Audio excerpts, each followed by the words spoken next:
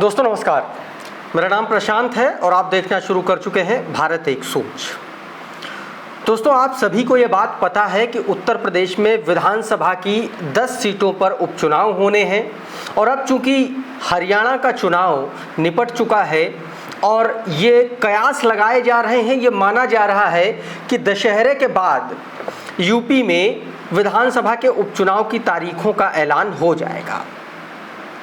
जिनको नहीं पता, जिन साथियों को नहीं पता, उनको बता दूं कि अखिलेश यादव परिवार के साथ लंदन छुट्टियां मनाने गए थे, वो वापस लौट आए हैं और उसके बाद अखिलेश यादव ने कुछ ऐसे फैसलों पर मुहर लगाई है, कुछ ऐसी रणनीतियों को साझा करना शुरू कर दिया है, रणनीतियों पर इम्प्लीमेंटेशन शुरू कर दिया है, उनको लागू करना शुरू कर दिया है, जिससे ये बात बहुत अच्छी तरीके से समझी जा सकती है कि अखिलेश यादव सिर्फ उपचुनाव ही नहीं बल्कि उनका निशाना 2027 का विधानसभा का मुख्य चुनाव है।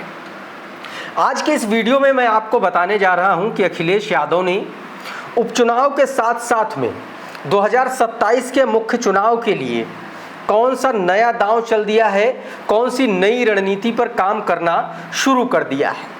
आपको बताऊंगा कि अखिलेश यादव ने 2022 के विधानसभा चुनाव के नतीजों से सीख लेते हुए क्या नया बदलाव करने जा रहे हैं पार्टी के भीतर अलग अलग विधानसभा सीटों पर।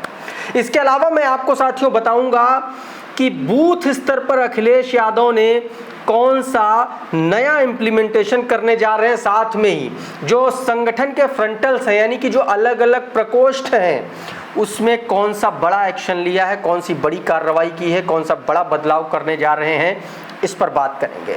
लेकिन सबसे पहले शुरुआत करेंगे साथियों अखिलेश यादव के उस बड़े इम्प्लीमेंटेशन के बारे में, उस बड़े फैसले के बारे में।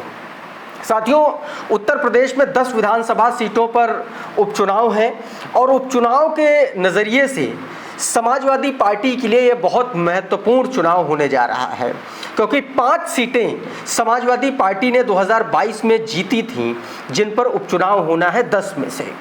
और समाजवादी पार्टी की पहली प्राथमिकता यह है कि 10 में से 10 सीटें किसी भी तरीके से जीती जाएं, लेकिन उसमें से कुछ सीटें सपा को, कांग्रेस को देनी हैं। उसमें अभी भी सहमति कहा जा रहा है नहीं बन पा रही है, लेकिन मेरे जो सोर्सेज हैं वो ये कह रहे हैं कि समाजवादी पार्टी कांग्रेस को सिर्फ 2 सीटें देने जा रही है, एक तो गाजियाबाद की सदर सीट और दूसरी अलीगढ़ की खैर सीट। अब बात करते हैं अखिलेश यादव के 2027 वाली रणनीति की। साथियों अखिलेश यादव ने कल पार्टी कार्यालय में एक बहुत महत्वपूर्ण बैठक की। इस बैठक में प्रदेश स्तर से लेकर के तमाम सारे जिलों के अलग अलग पदाधिकारी और कार्यकर्ता मौजूद थे।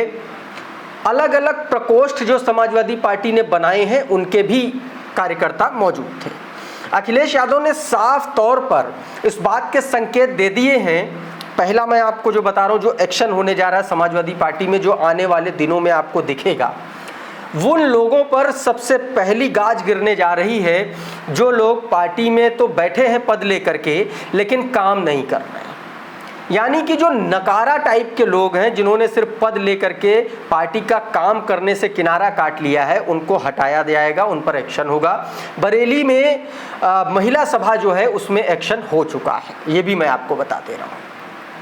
इसके अलावा मैं बताऊं जहां पर समाजवादी पार्टी का संगठन नहीं था, जिन जगहों पर संगठन नहीं था वहां पर संगठन, वहां पर पार्टी की जो इकाइयां हैं वो बनाने के लिए आदेशित कर दिया गया है। जैसे बड़े जो शहर हैं उत्तर प्रदेश के, जो हाई राइज बिल्डिंग्स हैं, जो अपार्टमेंट्स हैं, जो बड़ी बड़ी सोसाइटीज़ हैं, उनमें अभी तक समाजवादी पार्टी का संगठन नहीं था। जैसे मान लीजिए कोई अपार्टमेंट है तो अपार्टमेंट में सपा की कोई इकाई नहीं थी, अब उनमें इकाई बनाने के लिए आदेशित कर दिया गया है। मान लीजिए आप नोएडा, ग्रेटर नोएडा में रह रहे हैं, गाजियाबाद में रह रहे हैं और किसी बड़ी सोसाइटी में रह रहे हैं, किसी बड़ी हाई राइज बिल्डिंग में रह रहे हैं, तो उस बिल्डिंग का समाजवादी पार्टी का, उस ब्लॉक का कोई ना कोई एक अध्यक्ष होगा, उसकी पूरी बाकायदा एक कार्यकारिणी होगी, कोई अध्यक्ष होगा, कोई महामंत्री होगा, कोई मंत्री होगा, कोई सदस्य होगा। इस तरीके से कार्यकारिणी हाई राइज बिल्डिंग्स की बनने जा रही है और उन कॉलोनियों में भी इकाई बनाने जा रही है समाजवादी पार्टी, जो कई सारे सेक्टर्स में डिवाइड है। जैसे नोएडा में तमाम सारे ऐसे सेक्टर्स हैं 1, 2, 3 सेक्टर, सेक्टर 12, सेक्टर 14, इस तरीके से। तो अलग अलग सेक्टर स्तर पर समाजवादी पार्टी अपनी इकाइयां बनाने जा रही है और इसके लिए बाकायदा पदाधिकारियों को लक्ष्य दे दिया गया और उनसे कहा गया है कि तय जो डेडलाइन है उसके हिसाब से आप इस पर काम जो है शुरू करिए और उस डेडलाइन में काम खत्म करना होगा आपको। तो ये एक बड़ा आदेश है। इसके अलावा समाजवादी पार्टी उन सीटों पर फोकस कर रही है जो सीटें समाजवादी पार्टी 2022 के विधानसभा चुनाव में हार गई थी।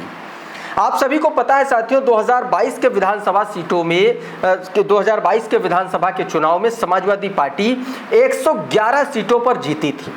हालांकि समाजवादी पार्टी का जो वोट शेयर था वो समाजवादी पार्टी के स्थापना से 2022 तक का सबसे हाईएस्ट वोट शेयर था। 32.5% के आसपास वोट शेयर ला करके समाजवादी पार्टी 2022 में सरकार नहीं बना पाई थी, जबकि ये वोट शेयर सपा का सबसे अब तक का विधानसभा चुनाव में सबसे बड़ा वोट शेयर था। 29.5% वोट शेयर के साथ समाजवादी पार्टी ने 2012 में सरकार बना ली थी। लेकिन इस बार समाजवादी पार्टी और अखिलेश यादव की प्राथमिकता ये है कि जो सीटें सपा हार गई थी उन पर सबसे ज्यादा फोकस है। समाजवादी पार्टी की बैठक में यह भी फैसला हुआ है कि जिन सीटों पर सपा हारी थी या वो सीटें जो बहुत क्लोज कॉन्टेस्ट थी, यानी कि 500 से जो सीटें हारी, 700 से हारी, 1000 से हारी, मतलब 500 से लेकर के 5000 के बीच की जो मार्जिन की जो सीटें थी जो समाजवादी पार्टी हार गई थी, उन सीटों पर अभी से कैंडिडेट चयन की प्रक्रिया शुरू हो जाएगी और आने वाले 1, 2, 3 महीनों में वहां पर कैंडिडेट फाइनल कर दिए जाएंगे ताकि पहले से ही उम्मीदवार वहां पर काम करना शुरू कर सके और मतदाताओं को अपने हिसाब से उनको मोटिवेट करना शुरू कर दें। तो ये एक बड़ा फैसला है, यानी कि 2 साल पहले ही सपा उन सीटों पर कैंडिडेट उतारने जा रही है जिन सीटों पर समाजवादी पार्टी चुनाव हार गई थी। अब साथियों एक बात और है, वो बात यह है कि 2022 के अगर आप विधानसभा चुनाव को देखेंगे तो समाजवादी पार्टी को 111 सीटें मिली थीं, जिसमें से उसका जो वोट शेयर था वो लगभग 32.5% के आसपास था। भारतीय जनता पार्टी 255 सीटों पर चुनाव जीती थी, सहयोगियों को मिला ले तो 270 के आसपास उसकी सीटें थी और 41.5% के साथ उसका वोट शेयर था। समाजवादी पार्टी की साथियों उन सीटों की बात करें जो बहुत कम मार्जिन से हार गई थी समाजवादी पार्टी, तो उसके हिसाब से अगर देखें तो साथियों 7 ऐसी सीटें थीं उत्तर प्रदेश की जो 500 या 500 से कम वोटों के मार्जिन से सपा सीटें हार गई थी। इसके अलावा 15 ऐसी सीटें थीं जिन पर जीत और हार का मार्जिन मात्र और मात्र 1000 था, यानी कि 7 सीटें ऐसी थीं जो समाजवादी पार्टी सिर्फ 1000 से कम के मार्जिन से हार गई थी। इसके अलावा साथियों टोटल 27 सीटें ऐसी थीं जिनमें समाजवादी पार्टी 5000 या उससे कम के अंतर से चुनाव जो है हार गई थी। यानी कि समाजवादी पार्टी ने डेटा के हिसाब से उसको कैलकुलेट करके अलग अलग सीटों पर अलग अलग तरीके से वहां पर काम करना शुरू कर दिया है और वहां पर कैंडिडेट को फाइनलाइजेशन का जो प्रोसेस है वो शुरू करने का आदेश दे दिया गया है। इसके अलावा बूथ स्तर पर अखिलेश यादव ने साफ तौर पर आदेशित कर दिया है कि बूथ स्तर पर पीडीए का जो फॉर्मूला है उसका पूरी तरीके से अक्षरशः पालन किया जाए। यानी कि जो बूथ कमेटियां बन रही हैं उसमें पीडीए का जो फॉर्मूला है, पीडीए यानी कि पिछड़ा दलित अल्पसंख्यक का जो फॉर्मूला है उसी के फॉर्मूले के हिसाब से उसी औसत में उसी रिप्रेजेंटेशन में वहां पर लोगों को रिप्रेजेंटेशन दिया जाए, उनको मौका दिया जाए बूथ पर। दूसरा एक और फॉर्मूला है कि जिस बूथ पर जिस जाति का रिप्रेजेंटेशन ज्यादा है उसको ज्यादा महत्वपूर्ण भूमिका दी जाए। तो साथियों ये कुछ बहुत महत्वपूर्ण बातें थी, बहुत अहम बातें थी जो समाजवादी पार्टी की बैठक में जिस पर फैसला लिया गया, जिस पर मुहर लगी है और आने वाले वक्त में इन फैसलों पर आपको आगे क्या कुछ कार्रवाई होती, क्या कुछ एक्शन होता है, ये आपको जमीन पर भी देखने के लिए मिलेगा। उम्मीद करता हूं इस वीडियो में दी गई जानकारी आपको पसंद आई होगी। अगर ये वीडियो आपको अच्छा लगा तो इस वीडियो को लाइक कर दीजिए, इसको शेयर कर दीजिए। चैनल पर नए आए हैं तो चैनल को सब्सक्राइब कर लीजिए, बेल आइकन दबा दीजिए ताकि इसी तरीके के तमाम वीडियोस आपको नोटिफिकेशन के जरिए सबसे पहले मिलते रहें। अभी के इस वीडियो में फिलहाल इतना ही। आप जुड़े रहिए भारत एक सोच के साथ। नमस्कार।